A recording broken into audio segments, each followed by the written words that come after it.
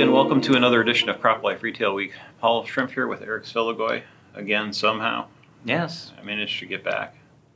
Yes, actually, you should tell our viewers about your joyous trip out to the Pacific Northwest. I went to Seattle. And can you elaborate a little more? It was a very, very, very good time. It's like an elementary school. And besides the coffee, what else did you do, Paul? I had a lot of coffee and seafood. Imagine that. So yeah. This past week was our Precision Ag Vision Conference, and third one, right? Yeah, number 3. We skipped the entire year to have it fall in January so that we could get better, better attendance from the grower side, from people who are having trouble with the timing of it being in the middle of harvest, which we were labeled somewhat unsensitive by some corners, but we tried to address that by making it more in the winter time, which again puts it in the midst of a lot of other conferences. True. It's a little bit challenging still for people to get, but it was really well attended from a breadth of individual standpoint. We had more than 200 people there. I think my keen observation on this was that there was a lot of people that are ready to engage in what's going to happen next in precision, especially as our goal was to get to the next 3 to 5 years.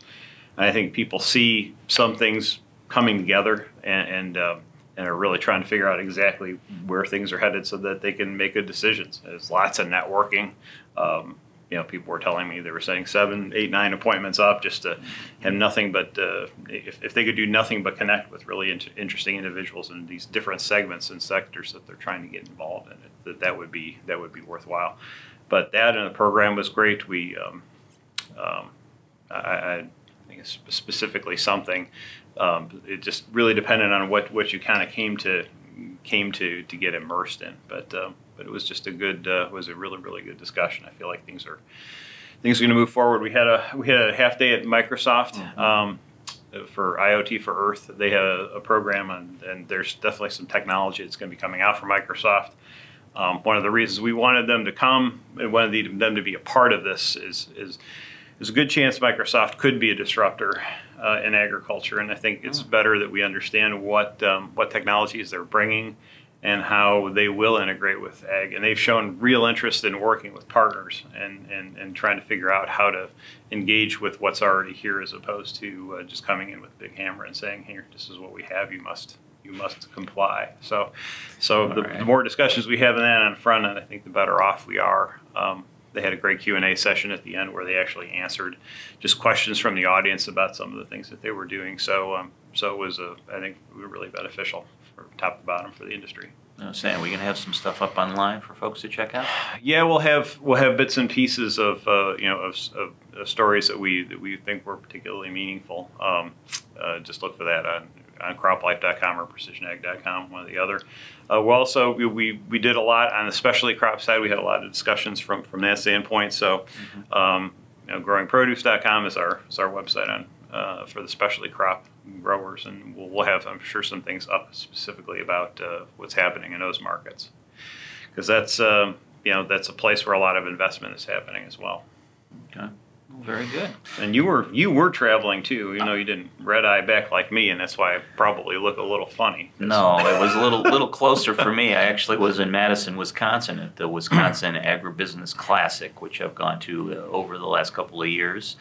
And it was a good event, Paul. There were quite a few people there, a lot of equipment folks. I know AGCO had a little upgrade to their Rogator, which we'll be talking about more in the coming months in the pages of the magazine. But the one key takeaway from that meeting is a lot of the Wisconsin folks are a little nervous, if you will, because a lot of the growers, we understand, have not made a decisions yet as to which crops they're going to be trying in 2019. Some folks were the opinion, with the shutdown and maybe no relief payments coming for the soybean growers, that was part of the problem.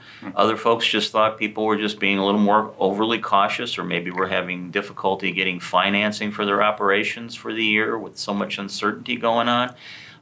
Most folks seem to think that probably here in the next couple of weeks things will kind of even out. We'll get some decision-making processes being made.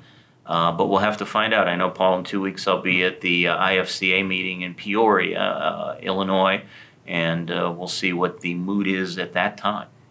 Yeah, even at Vision, though, we're trying to keep it technology focused. There's an undercurrent of uncertainty about what's happening in the markets, and you just can't escape it. So, hopefully we can get through the shutdown pretty quick and move on, because it's really getting tough. Yes, we'll have to see. And one other thing to share, of course, glyphosate is one of the big stories we had during 2018 when we got the California verdict, and there were some questions as to the safety of glyphosate. Paul, we found out this week the folks in Canada, apparently, their agency that looks at glyphosate safety has reaffirmed that, based on their study of the herbicide, there are no safety issues as far as they're concerned. I guess they released a report back in 2017, and there were some objections to that report as written. The agency went back, did scientific studies on those 8 points, found no validity for any of them that they could confirm scientifically, so they stand by the report. So the Canadians are behind glyphosate. Good for them. I mean, that's terrific. I'm all for scientific process, but it does get exhausting to keep going back to the same thing over and over again without any real merit for relooking. I mean, you think about 2,4-D, and I mean, there's still 2,4-D task force out there that continues to do and talk about and study the chemistry, decades after some of the concerns really were already addressed and shouldn't be problematic. And I don't know. It's just the battle the industry is going to continue to fight, I guess. Yeah, but I mean, every little bit helps, and every new country or an additional country that comes in that basically kind of confirms that glyphosate is safe as far as they're concerned based on their scientific information. I mean, that's a plus for the marketplace. Absolutely. So next week you're going to be in the Dakotas, you say, going correct? to North Dakota. Talk a little bit about precision and value and profitability. I'm not sure how much. I don't think I can save the world in 30 minutes, but I'm going to try to share what I can, and I think moderating a panel as well. So, North Dakota Farmers Union has this terrific precision event. First time I went there was actually the first one, and they had Lowell Catlett speaking there, which was fascinating. Yeah, he's a fun guy. But I'll be back for. I know there's going to be some really good speakers there, so I'm looking forward to getting some good info. All right. Well, good luck on your trip next week. Thank you, sir.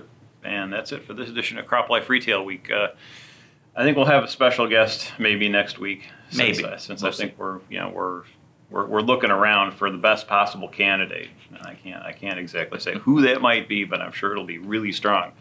That's as irreplaceable as I am. Okay. I'm sure it'll be someone equal. I'm not saying anything. All right. This is It's no. up to you. He's working on it, and he's responsible for whatever it is. So thanks for joining us, and we'll see you next week.